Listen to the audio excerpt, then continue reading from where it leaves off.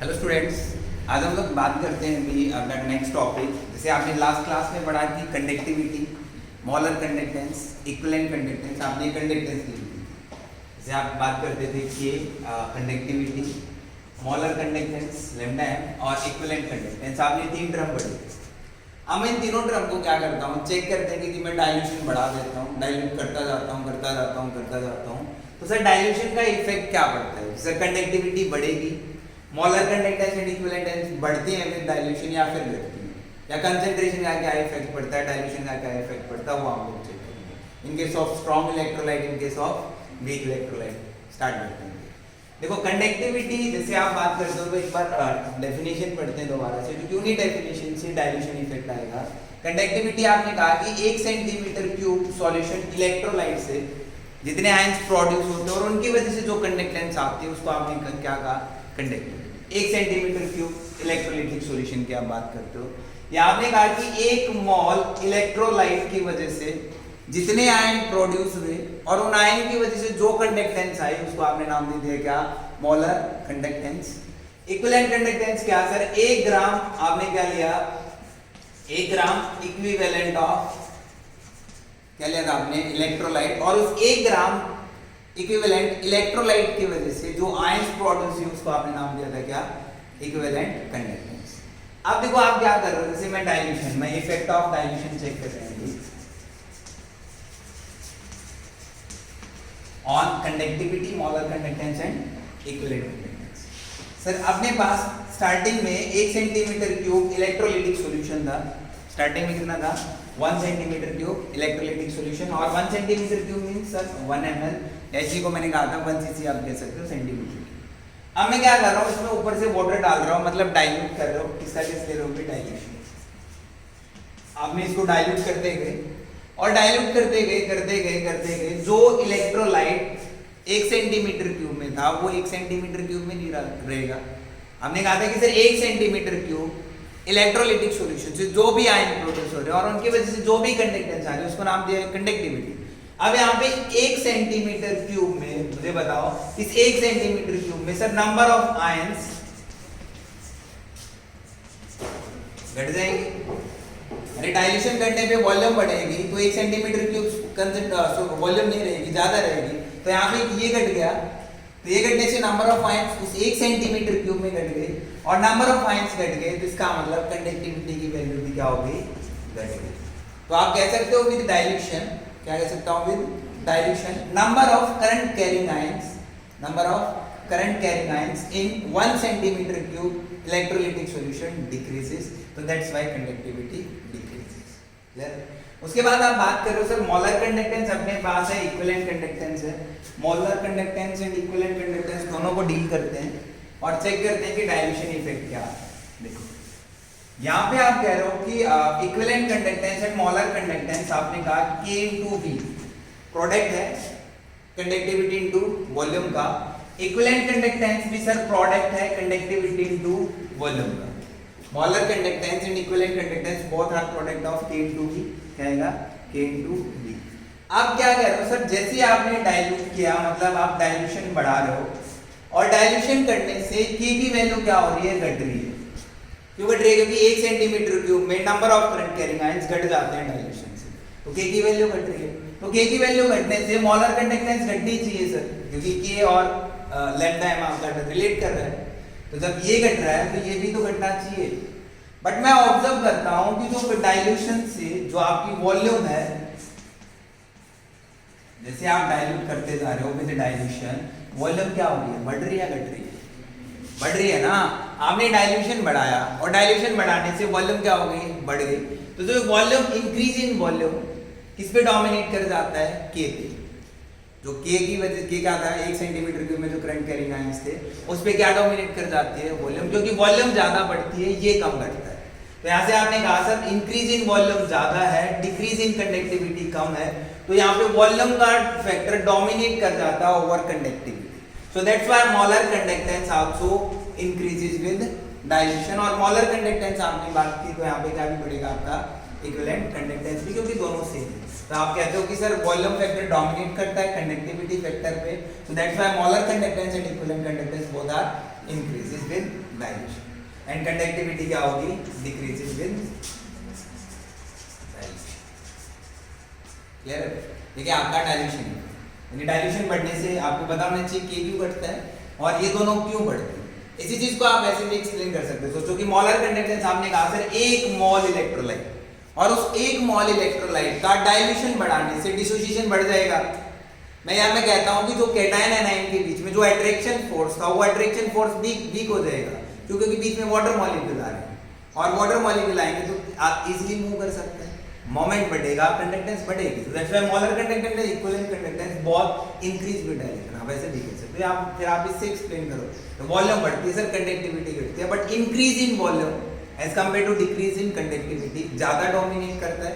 तो that's why molar conductance and equivalent conductance both increases with dilation. Clear? अब देखो इस डायलेशन इफेक्ट के बाद मैं दो टाइप की इलेक्ट्रोलाइट आप डील करते थे.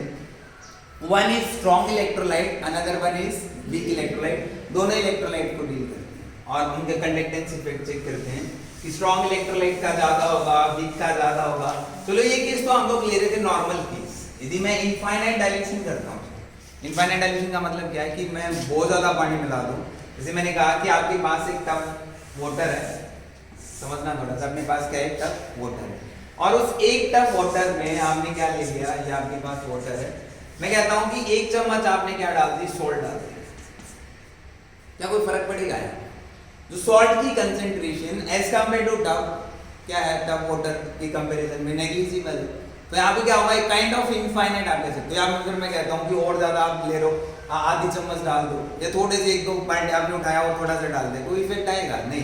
तो कंडीशन कैसे इनफाइनाइट, मतलब इसकी कंसेंट्रेशन इसके रिस्पेक्ट में नेग्लिजिबल, इसकी कंसेंट्रेशन इसके रिस्पेक्ट में क्या है, नेग्लिजिबल है, जिसको आप कहते हो इनफाइनाइट डाइल्यूशन. वहां पे हम लोग फैक्टर चेक करते. देखो एक्सप्लेन करते हैं कि आपके पास ऐसी दो कंडीशन आएंगी. आपको इनफाइनाइट डाइल्यूशन पता चल गया कि सर 2 टाइप के इलेक्ट्रोलाइट आते हैं आपके पास. वन इज स्ट्रॉन्ग इलेक्ट्रोलाइट और another one is weak electrolyte. एक आपके पास स्ट्रॉन्ग है, दूसरा क्या है, वीक इलेक्ट्रोलाइट. दोनों इलेक्ट्रोलाइट को डील करते हैं और उनका डाइल्यूशन इफेक्ट चेक करते हैं. लाइक मैं इसको वाटर में डालता हूँ, इसको वाटर में डालता हूँ, तो आपको पता है कि कभी भी किसी इलेक्ट्रोलाइट को वाटर में डालता हूँ तो break down into cation anion, break down into cation anion. तो आपने इसको वाटर में डाला, इसको डाइल्यूट कर रहे हो, तो यहाँ से कैटायन और एनायन बन रहे हैं, आयंस मिल रहे हैं. यहाँ पे भी क्या मिल रहे हैं, कैटायन और एनायंस मिल रहे हैं. बट यहाँ पे number of cation and anion क्या मिलेंगे, तो इनको मैं कंबाइन करके क्या बोल रहा हूँ, आयंस बोल रहा हूँ. इनको कंबाइन करके मैं क्या बोल रहा हूँ, आयंस. तो मैंने कहा कि विद डाइल्यूशन यदि मैं चेक करना चाहता हूँ, विद डाइल्यूशन यदि मैं, आप डाइल्यूशन इफेक्ट चेक करो, क्या इफेक्ट चेक करता हूँ, तो डाइल्यूशन के साथ क्या होगा, नंबर ऑफ आयंस तो उतने ही रहे ना. इसके केसेस में नंबर ऑफ आयंस तो नहीं बढ़ रहे. क्यों नहीं बढ़ रहा, क्योंकि स्ट्रॉन्ग इलेक्ट्रोलाइट हो, पहले 100% टूट रहा था सर, और क्या तोड़ोगे, 100% टूट रहा था ना, तो number of ions remain constant, but moment of ion increases. Moment of with the dilution, sir, moment of ions increases और moment of ions बढ़ेगी, तो इसका मतलब molar conductance and equivalent conductance both are increases. molar conductance भी बढ़ेगा और equivalent conductance भी बढ़ेगा with dilution. तो प्रॉब्लम. अगर weak electrolyte का केस लेते हैं, देखो weak electrolyte का dissociation less than 100% होता है सर. 100 मॉलिक्यूल लेते हो, 100 में से कुछ मॉलिक्यूल ही टूटते हैं, सारे के सारे मॉलिक्यूल ब्रेक डाउन नहीं होते. अब देखो यहाँ पे आपके पास नंबर ऑफ आयंस, बट जितने मॉलिक्यूल आपने स्टार्टिंग में लिए थे उतने आयंस आपके पास नहीं है, कम आयंस. अब मैं कह रहा हूँ कि विद डाइल्यूशन, देखो विद डाइल्यूशन यदि आप डाइल्यूशन करते हो तो विद डाइल्यूशन क्या होगा, नंबर ऑफ आयंस बढ़ेंगे. मैं बताऊंगा कैसे बढ़ेंगे.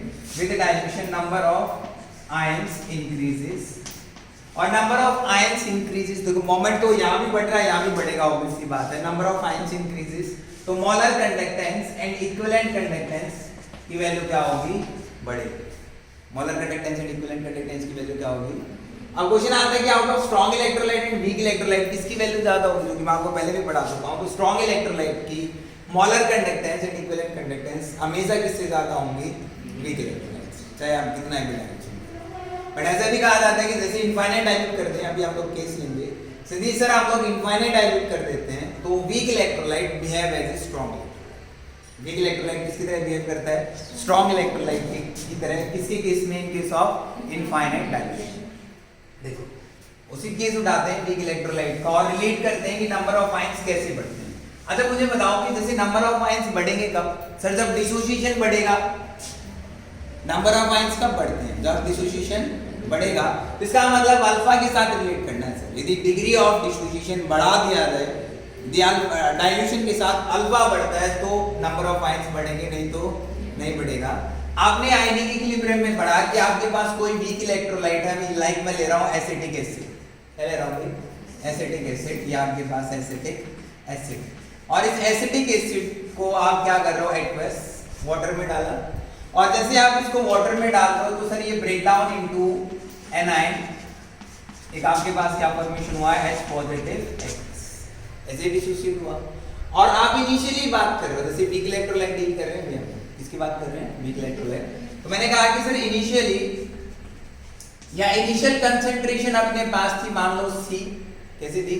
C, और इसके पास कंसंट्रेशन क्या थी? 0 क्योंकि ओवरऑल डाइल्यूशन से कम क्या होती है? कंसंट्रेशन। तो दैट्स व्हाई मैं अल्फा को कंसंट्रेशन के साथ रिलेट कर रहा हूं। क्लियर? तो आपने कहा सर इनिशियल कंसंट्रेशन अपने पास थी C और प्रोडक्ट के पास कितनी थी? 0, क्योंकि आपके पास स्टार्टिंग में कुछ था। उसके बाद मैं कहता हूं कि एट इक्विलिब्रियम आप कहो या कुछ डिसोसिएशन के बाद आप कहो, तो मैं सिंपली कह रहा हूं कि एट इक्विलिब्रियम या इक्विलिब्रियम कंसंट्रेशन आप डील कर रहे हो। तो यहां से इस कंसंट्रेशन का कुछ परसेंट टूट गया है, इस कंसंट्रेशन का टूटा है। तो यहां स्टार्टिंग में आपके पास C थी और इस C का कुछ परसेंट टूट गया, तो sir C alpha, alpha degree of dissociation है, तो यहाँ पे क्या आएगा? C माइनस C अल्फा, और यहाँ क्या आया sir? C alpha C alpha, ऐसे आया। आप देखो आप डिसोसिएशन कांस्टेंट निकालते हो कि फॉर एसिड, मैं निकालता हूँ डिसोसिएशन कांस्टेंट और आयनाइजेशन कांस्टेंट फॉर एसिड। तो क्या आपका डिसोसिएशन कांस्टेंट, और इसी को हम लोग कह देते हैं क्या? Ionization constant. किसके लिए? For acid. ऐसे आपके भी डील करते थे फॉर बेस। अब देखो यहाँ पे किसके बराबर आता है सर? प्रोडक्ट की कंसंट्रेशन डिवाइड बाय रिएक्टेंट की कंसंट्रेशन, जो कि आपके पास आएगा CH3CO नेगेटिव की कंसंट्रेशन, H पॉजिटिव की कंसंट्रेशन डिवाइड बाय CH3COH की कंसंट्रेशन। क्लियर है? और इनकी इक्विलिब्रियम कंसंट्रेशन आपके पास है। ये जो कंसंट्रेशन आप ले रहे हो कैसे है? इक्विलिब्रियम कंसंट्रेशन पहले रखो तो क्या आएगा?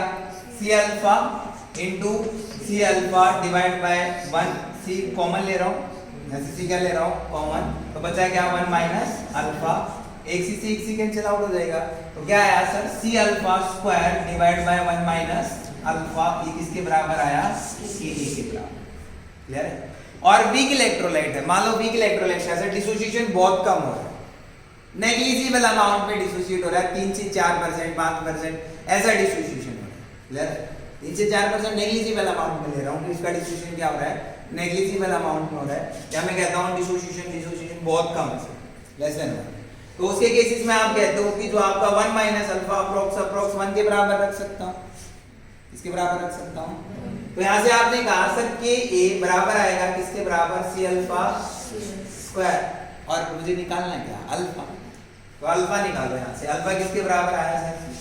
Ka बाय C का अंडर। तो यहाँ से आपने K कांस्टेंट है, K क्या भी कांस्टेंट, और K कांस्टेंट है तो देखो क्या आया?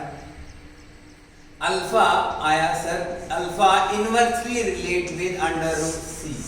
याद होते ही मैंने आपको ओस्टवाल्ड लॉ ऑफ डाइल्यूशन में पढ़ाया था, आयनिक क्या है ओस्टवाल्ड लॉ ऑफ, और मैं डाइल्यूशन इफेक्ट भी चेक कर रहा हूँ किसका? Weak electrolyte. तो यहाँ पे आप कहते हो कि सर विद डाइल्यूशन, अब देखो आप रिलेट कर पाओगे विद डाइल्यूशन क्या होता है सर?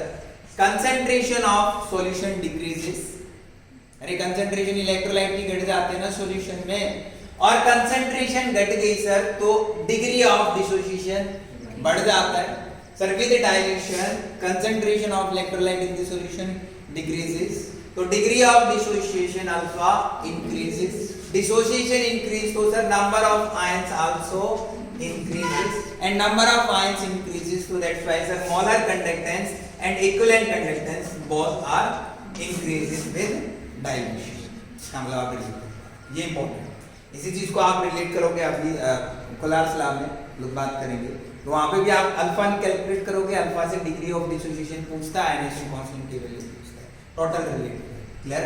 ये किसके केस ले रहे हैं हम लोग? Weak electrolyte. क्लियर?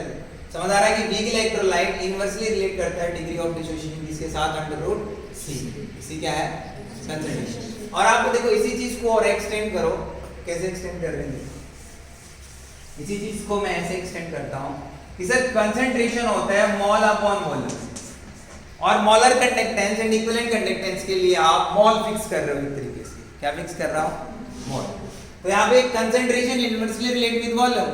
हमने कहा कि सर कंसंट्रेशन इनवर्सली रिलेट करता है किसके साथ? तो यहाँ पे मैं वैल्यू रखता हूं तो अल्फा डायरेक्टली रिलेट करता है सर अंडर रूट वी के साथ।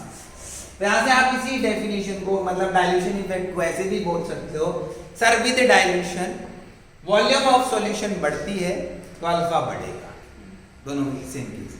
या आपने ऐसा कहा कि अंडर रूट सी हो गया, क्लियर है ना? क्योंकि सर ये बढ़ेगा तो ये घटेगी, ये बढ़ेगा, क्लियर है? अल्फा क्या हो रहा है? बढ़ रहा है विद डाइल्यूशन, इसलिए सर क्या होगा? नंबर ऑफ आयंस बढ़ेंगे, डिसोसिएशन बढ़ेगा तो, और molar conductance and equivalent conductance in case of weak electrolyte बढ़ेगा। क्लियर है? देखो इसी चीज को अभी एक साथ कंपेयर करते हैं ग्राफ के साथ। एक साइंटिस्ट आया कौन? डिबे, साइंटिस्ट एक दो तीन थे, डिबे अकल ऑन्सगर इक्वेशन। क्या है? डिबे अकल ऑन्सगर इक्वेशन क्या है समझते हैं?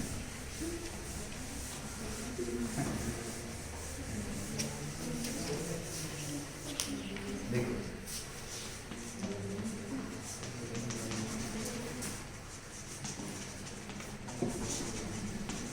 अपने पास आता है विज्ञान डिबे अकल ऑन्सगर इक्वेशन। एक मतलब तीन साइंटिस्ट थे,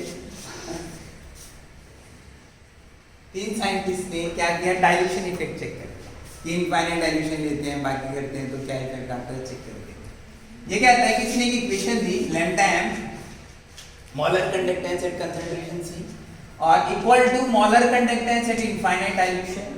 ये क्या? Lambda M infinite dilution minus A under root C. C क्या आपका? कंसंट्रेशन। ये डाइल्यूशन का इफेक्ट हम लोग चेक करते हैं, कंसंट्रेशन बढ़ेगी घटेगी, मोलर कंडक्टेंस इनफाइनाइट डाइल्यूशन पे क्या होगा सब। और ग्राफ प्लॉट करता है strong electrolyte and weak electrolyte. ये एक बार क्वेश्चन पूछ चुका है जे 2015 इक्वेशन बेसिस पे। यहाँ पे वो लिख के देता है lambda M equal to lambda M infinite minus B under root C, ऐसे ऑप्शन में। तो कंफ्यूज मत होना, एक ही बात है, इसको आप ऐसे भी रिप्रेजेंट कर सकते हो। ए क्या आपका? कांस्टेंट, ये क्या है? कांस्टेंट।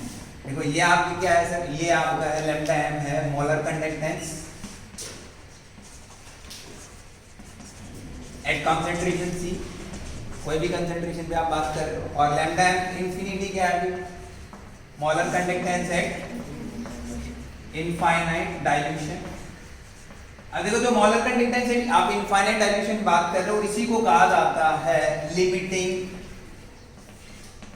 Molar conductance. क्या नाम दिया जाता है? Limiting molar conductance. मतलब मोलर कंडक्टेंस इनफाइनाइट डाइल्यूशन, और आप क्या कह सकते हो? Limiting molar conductance. और इसको ऐसे भी रिप्रेजेंट किया जाता है, नॉट से। कंफ्यूज मत होना, दोनों की बात क्लियर है? ठीक है आपने अगर, और ए क्या आपका? कांस्टेंट, ये क्या इसमें? कांस्टेंट, और अंडर रूट सी, सी क्या है? कंसंट्रेशन। क्लियर है? अब क्या करते हैं? ग्राफ प्लॉट करते हैं भी लैम्डा एम और अंडर रूट सी के बीच में। क्या करते हैं? ग्राफ प्लॉट करते हैं, तो देखते हैं क्या आएगा।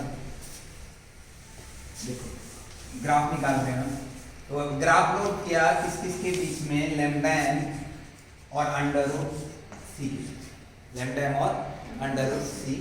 एक मैं स्ट्रॉन्ग इलेक्ट्रोलाइट का केस लूंगा और एक किसका केस लेंगे हम लोग? Weak electrolyte. तो ये कहता है कि जो स्ट्रॉन्ग इलेक्ट्रोलाइट के केस में आपकी जो ग्राफ आता है कुछ ऐसा आता है।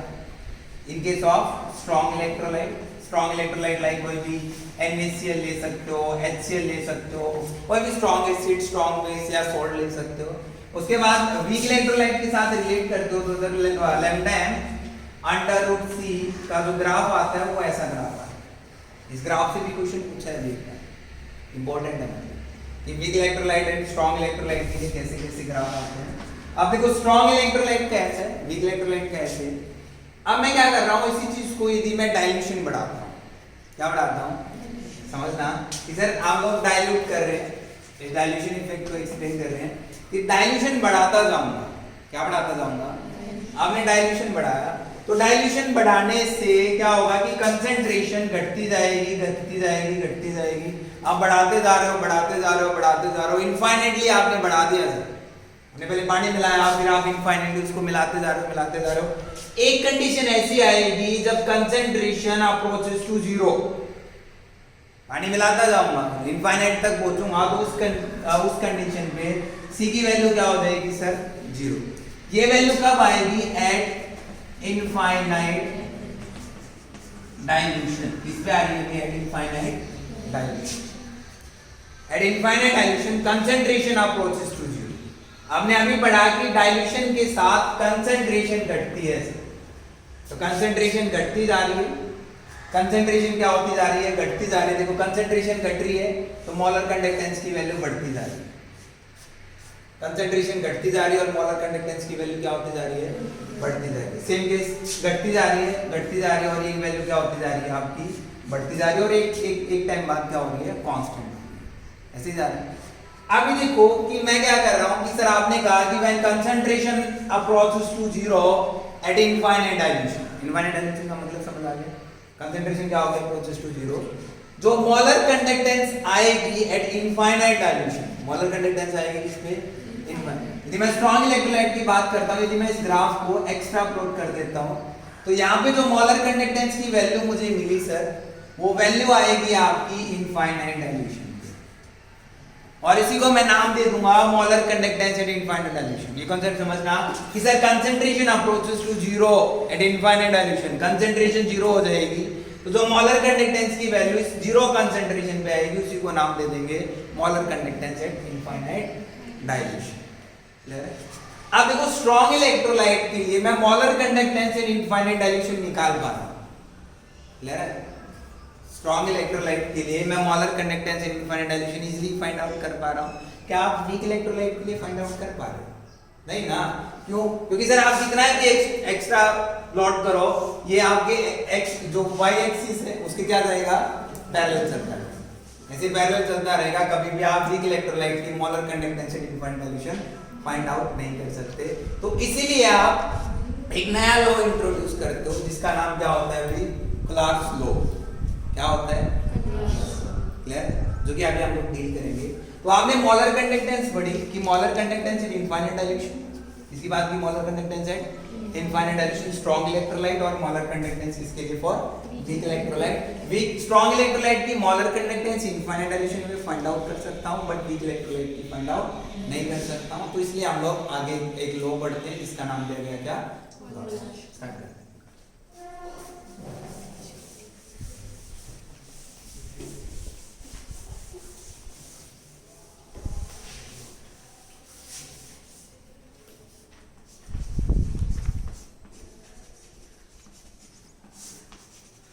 वो क्या कहता है, समझते हैं। आपने क्या किया कि किसी भी इलेक्ट्रोलाइट को आपने वाटर में डिसोल्व किया, और इलेक्ट्रोलाइट को आप जैसे ही वाटर में ऐड करते हो, जैसे अपने पास NaCl है, मैं स्टार्टिंग किस ले रहा हूँ कि इस NaCl को आपने वाटर में मिलाया तो NaCl एक्वा सॉल्यूशन आपने बनाया, सही सर। और ये NaCl ब्रेक डाउन हुआ किसमें, Na positive plus Cl negative, Na positive plus Cl negative, वैसे वो डिसोसिएटेड है। अब क्या कर रहे हैं कि सर वो जब डिसोसिएटेड है तो ऑब्वियसली बात है दोनों का, चलो मैं ऐसे कहता हूँ कि एक आपके पास कैटायन, एक बीकर में टोटल कैटायन है समझने के लिए, और एक बीकर में मैं क्या ले रहा हूँ, टोटल एनायन ले रहा हूँ। क्या इन दोनों के बीच में कोई अट्रैक्शन एंड रिपल्शन फोर्सेस होगा, कोई इंटरेक्शन होगा? तो यहाँ पे मैं कह सकता हूँ सर नो इंटरेक्शन, बोल सकता हूँ ना, कोई भी इंटरेक्शन नहीं होगा क्योंकि कैटायन एनायन अलग अलग लेता हूँ। और जैसे ही मैं उन दोनों को मिक्स कर देता हूं, और मिक्स कर देता हूं किसमें, एक ही बीकर में, आपने मिक्स कर दिया तो पॉजिटिव चार्ज है सर, नेगेटिव चार्ज है, तो इनके बीच में क्या मिलेगा, कुछ इंटरेक्शन। ये समझने वाली चीज है क्योंकि इनफाइनाइट डाइल्यूशन ऐसे ही रिलेट होगा, इनके बीच में इंटरेक्शन। अभी मैं क्या करता हूं कि इसी चीज को आपने एक लार्ज से टब में डाल दिया और उसमें बहुत सारा पानी मिला दिया, मतलब इनफाइनाइट डाइल्यूट कर दिया और इनफाइनाइट डाइल्यूशन कर दिया, तो इनफाइनाइट डाइल्यूशन पे क्या होगा कि Na पॉजिटिव और Cl नेगेटिव के बीच में बहुत ज्यादा वाटर मॉलिक्यूल आ गया, Na पॉजिटिव और Cl नेगेटिव के बीच में क्या हो गया, बहुत सारा वाटर मॉलिक्यूल आ गया। तो ये कैटायन और इस एनायन के बीच में इंटरेक्शन फिर से क्या हो गया, खत्म हो गया। कब? Eight infinite direction. क्लियर? तो यहाँ पे भी आप कह सकते हो नो इंटरेक्शन। किस किस के बीच की बात कर रहा हूँ? Between cation and anion. Sir cation और एनायन में कोई भी इंटरेक्शन नहीं मिलता है एट इनफाइनाइट डायरेक्शन। क्लियर? तो आप बात करो कि जो कैटायन मूव करेगा सर इस कंडीशन पे, जो एनायन मूव करेगा, क्या कैटायन एनायन पे डिपेंड कर रहा है? क्या एनायन कैटायन पे डिपेंड करेगा? क्या नहीं। तो कैटायन इंडिपेंडेंटली मूव करेगा, एनायन इंडिपेंडेंटली मूव करेगा। तो कैटायन और एनायन, जो कैटायन की मोलर कंडक्टेंस अलग आएगी इनफाइनाइट डायल्यूशन पे और इसकी कंडक्टेंस क्या आएगी, अलग आएगी। और दोनों को जोड़ देता हूं तो molar conductance in infinite dilution किसकी आ जाएगी, NaCl की आ जाएगी। किसने बताया? लास्ट। इसलिए मैं इस लॉ को कह देता हूं लॉ ऑफ इंडिपेंडेंट माइग्रेशन। क्या नाम दिया जाता है? Law of independent migration. Why law of independent migration? क्योंकि sir at infinite dilution cation और एनायन के बीच में कोई भी अट्रैक्शन फोर्स नहीं होता, कोई भी अट्रैक्शन फोर्स नहीं है। तो कैटायन इंडिविजुअली मूव करेगा, एनायन इंडिविजुअली मूव करेगा। एनायन कैटायन पे डिपेंड नहीं कर रहा, एनायन कैटायन पे डिपेंड नहीं कर रहा और किसी की नेचर पे डिपेंड नहीं कर रहा और दोनों मूव कर रहे हैं, इंडिपेंडेंटली माइग्रेट कर रहे हैं। तो इसलिए इसको नाम दिया गया लॉ ऑफ इंडिपेंडेंट माइग्रेशन। किस कंडीशन में है? Infinite dilution. यहां तक कोई प्रॉब्लम? तो यहां से आपने कहा कि सर मोलर कंडक्टेंस आप निकालना चाहते हो NaCl की at infinite dilution. Molar conductance निकाल रहा हूं इसकी NaCl की at infinite dilution. Strong electrolyte है तो किसके बराबर आएगी sir? Sum of molar ionic conductance, molar ionic conductance cation और एनायन, इसलिए मैं कंबाइन बोल रहा हूं। Sum of molar ionic conductance किसकी? कैटायन की और एनायन की। तो आपने लिखा sir molar conductance at infinite dilution for cation, या आप कह सकते हो Na positive plus molar conductance at infinite dilution for Cl। NaCl की मोलर कंडक्टेंस आ गई स्ट्रॉन्ग इलेक्ट्रोलाइट, इसलिए आप क्योंकि 100% रूट रेजर इजीली फाइंड आउट कर लिया, वीक इलेक्ट्रोलाइट की नहीं फाइंड आउट कर पा रहा हूं। क्लियर है? अभी हम लोग बात करेंगे। देखो ऐसे आपके पास ये खुलासा क्लियर है ना? इसको कैसे डिफाइन करना? आप कह सकते हो कि sir at infinite dilution cation anion independently migrate करते हैं। मतलब कैटायन की जो मोलर कंडक्टेंस एनायन की मोलर कंडक्टेंस पे डिपेंड नहीं करती, और NaCl या किसी भी इलेक्ट्रोलाइट की कंडक्टेंस निकालता हूं sum of cation and anion. Individual जो आयन कंडक्टेंस आपके पास आते हैं उनको सम कर देता हूं एट इनफाइनाइट डायल्यूशन। अब देखो नंबर ऑफ केस आते हैं कि जैसे क्या करते हैं कि आप अलग अलग इलेक्ट्रोलाइट लो। जैसे मैंने लिया कि आपके पास है CaCl2 और मैं आपसे पूछता हूं कि मोलर कंडक्टेंस आपको निकालनी है सर इसकी इनफाइनाइट डायल्यूशन। क्या निकालना है? Molar conductance at infinite dilution. यहां पे मैं कहता हूं, मैंने आपको सॉल्यूशन में भी बताया था कि आपको ब्रेक डाउन करना आना चाहिए। यदि आप ब्रेक डाउन कर पाए तो आपकी मोलर कंडक्टेंस की वैल्यू सही आएगी, नहीं तो गलत आएगी। कैसे? Sir CaCl2 break down into Ca2 positive plus 2Cl negative, ऐसे टूटा ना, Ca2 positive plus 2Cl negative. मतलब नंबर ऑफ आयंस कितने हैं? दो कैटायन, सॉरी एक कैटायन और दो कंडक्टेंस तो सबकी वजह से आएगी ना, सबका सम करना पड़ेगा, यानी एनायन का सम कैटायन का सम सबका सम करोगे ना। तो मैं इसी चीज को ऐसे लिखता हूं कि molar conductance at infinite dilution sir CaCl2 find out करना चाहता हूं तो इक्वल आएगी molar conductance at infinite dilution Ca2 positive sir plus, देखो यहां पे नंबर ऑफ एनायन कितने हो गए, तो ये इंपॉर्टेंट है, ये मल्टीप्लिकेशन आपको करनी पड़ेगी क्योंकि कंट्रीब्यूशन तो सारे आयंस का होगा ना, क्योंकि जितने ज्यादा ions molar conductance equivalent conductance उतनी ज्यादा। तो यहां से आपने कहा 2 into molar conductance of Cl negative ions. Clear है? कोई प्रॉब्लम? अब देखो ऐसे आपके पास आ जाए, चलो मैं कहता हूं कि आपको निकालनी है सर मोलर कंडक्टेंस AlCl3 की find out at infinite dilution. चलो फाइंड आउट करो, ब्रेक डाउन करो और वैल्यू लिख दो, जल्दी करो।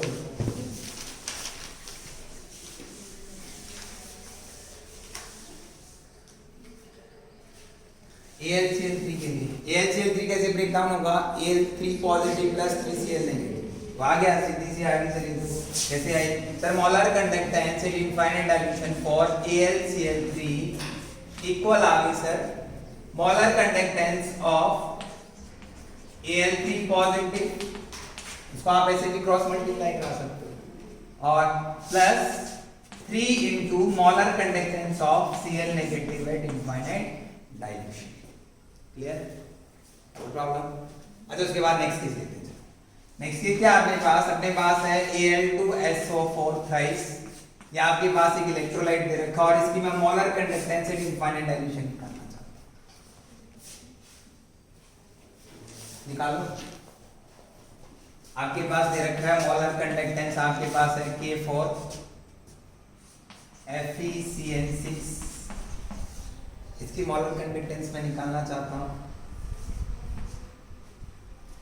और मैं इनफाइनाइट डायलेक्शन पे मोलर कंडक्टेंस निकालना चाहता हूं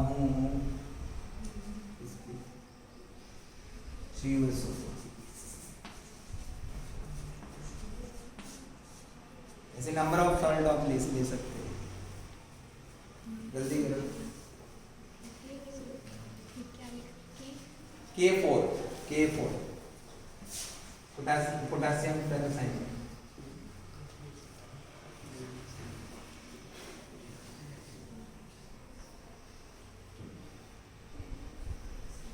sum of cation and anions, इसी के ऊपर क्वेश्चन है चैट में, एक्सरसाइज और इंटेक्स क्वेश्चन एक साथ फुल करेंगे।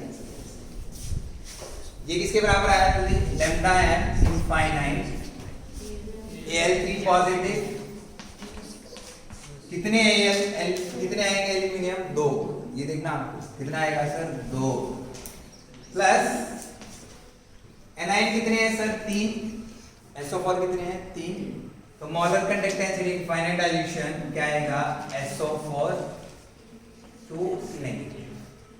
ये क्या है? ये आयंस की molar conductance in case of ions, cation और एनाइन। इसके लिए ब्रेक डाउन करो, ये आपको लिख के देगा और क्वेश्चन में लिख के देगा, कहेगा कि मोलर कंडक्टेंस Al3 पॉजिटिव इतनी है, molar conductance in infinite dilution for SO4 2 negative इतनी है, तो what is the molar conductance for Al2SO3 eight infinite dilution? ऐसे क्वेश्चन पूछता है। आपको ये ब्रेक डाउन करना आता है, वैल्यू तो डालनी है, मल्टीप्लाई करना और आपको इसको ब्रेक डाउन करो तो क्या आएगा? Molar conductance at infinite dilution, potassium कितने हैं? 4 मल्टीप्लाई किया सर, क्या आएगा? K पॉजिटिव प्लस ये कितने हैं? 1, ये पूरा 1, ये कैटायन है ना, ये कितने हैं sir? 1 into molar conductance at infinite dilution क्या? FeCN6। क्लियर ना? नेगेटिव, कितना नेगेटिव? 4, यहाँ 4 पॉजिटिव, वहाँ 4, कर हो जाएगा। इसको ब्रेक डाउन करो, किसके बराबर आएगा? Molar conductance in infinite dilution copper 2 positive, एक ही है सर, एक ही लिखा, plus molar conductance in infinite dilution क्या आएगा? SO4 2 negative. अच्छा इसी चीज को आप इक्विवेलेंट कंडक्टेंस के साथ रिलेट कर सकते हो। मोलर कंडक्टेंस और इक्विवेलेंट कंडक्टेंस का रिलेशन तो बताया था, याद रखो। अभी एक बार एप्लीकेशन देख लेते हैं, फिर उसके बाद एक देखो ये आपको कोलार्स लॉ पता चल गया। अब इस कोलार्स लॉ की एप्लीकेशन की बात करते हैं, इसकी बात करते हैं एप्लीकेशन, इसकी बात करते हैं ये एप्लीकेशन ऑफ कोलार्स।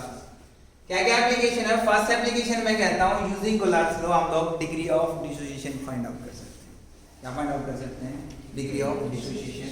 तो फर्स्ट एप्लीकेशन आ गई क्या? Calculation of degree of dissociation. तो degree of dissociation find out कर सकते हो, जिसको हम लोग कहते हैं क्या? अल्फा। और ये अल्फा कैलकुलेट करता है, यहाँ से अल्फा किसके बराबर आता है? जो मोलर कंडक्टेंस आपकी नॉर्मल कंसंट्रेशन पे है divide by molar conductance at infinite dilution. यहाँ से क्या आएगा? अल्फा। क्या आएगा? अल्फा। आप देखो मोलर कंडक्टेंस कैसे फाइंड आउट करता था? टोटल रिलेशन में वो कनेक्ट चल रहा है। मोलर कंडक्टेंस कैसे फाइंड आउट करता था? ये क्या आता है? K into 1000 divide by molarity. और molar conductance in infinite dilution अभी आपने फाइंड आउट की, क्या करता है ये, आपको कंडक्टिविटी देगा, मोलरिटी देगा, ये फाइंड आउट कराएगा। तो बहुत ज्यादा लंबा क्वेश्चन करना है तो फिर उसके बाद ये आपको डायरेक्टली नहीं देगा, आपको आयनिक मोलर कंडक्टेंस देगा और ये फाइंड आउट करा के फिर आपसे अल्फा निकलेगा। और अल्फा क्या होता है, lambda m upon lambda m। या फिर आपको देगा डायरेक्ट कि मोलर कंडक्टेंस ऑफ इलेक्ट्रोलाइट इतनी है, एट इनफाइनाइट डाइल्यूशन इतनी है, तो what is degree of dissociation. ये क्वेश्चन बन कर क्वेश्चन क्लियर। अब देखो इसको भी और ज्यादा इसके रिलेटेड आपने क्वेश्चन किए थे, इसको भी और ज्यादा एक्सटेंड कर सकता है कि k को कैलकुलेट कराए, पहले इसको कैलकुलेट कराए, k की वैल्यू ही ना दे, k को कैलकुलेट कराए, फिर इसको कैलकुलेट करोगे, फिर इसको कैलकुलेट करोगे, फिर अल्फा। सेकंड एप्लीकेशन क्या है सर इसकी? सेकंड एप्लीकेशन अपने पास calculation of dissociation constant Ka। इसका कैलकुलेशन करते हैं हम डिसोसिएशन कांस्टेंट, जो कि क्या होता है आपका Ka। और अभी मैंने आपको डेरिवेशन बताया कि एक इलेक्ट्रोलाइट के लिए आपने Ka फाइंड आउट किया, क्योंकि स्ट्रॉन्ग इलेक्ट्रोलाइट के लिए तो मैं K निकालता ही नहीं, तो क्या आएगा K, क्योंकि स्ट्रॉन्ग इलेक्ट्रोलाइट का डिग्री ऑफ डिसोसिएशन 100% होता है। तो यहाँ पे K किसके बराबर आएगा, C alpha square 1 minus alpha. ये देखो कंसंट्रेशन मोलरिटी आपको देगा, अल्फा की वैल्यू हम लोग कैलकुलेट करना जानते हैं, तो आपके पास क्या आ जाएगा Ka। क्लियर। अब देखो ऐसे ही क्या कहता है कि वो आपको स्ट्रॉन्ग इलेक्ट्रोलाइट देके वीक इलेक्ट्रोलाइट की molar conductance at infinite dilution पूछता है।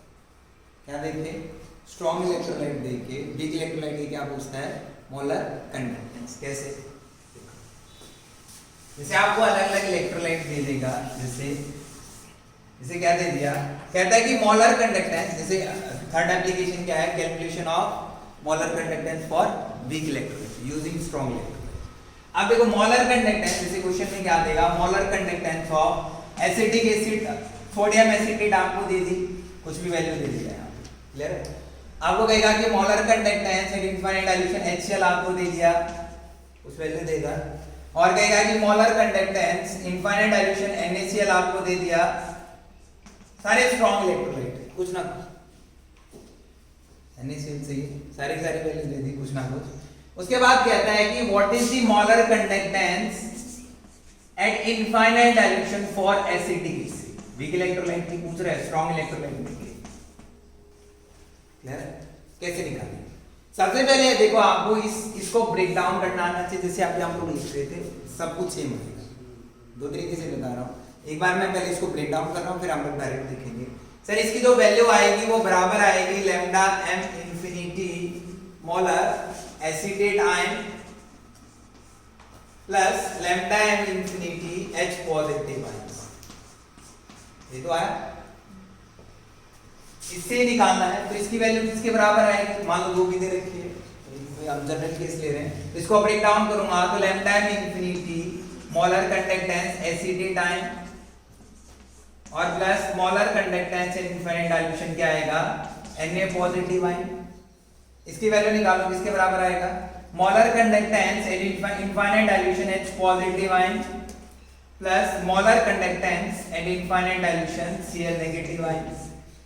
यहां पे निकाल रहा हूं तो किसके बराबर आया सर, ये बराबर आया लैम्डा m इनफाइनाइट Na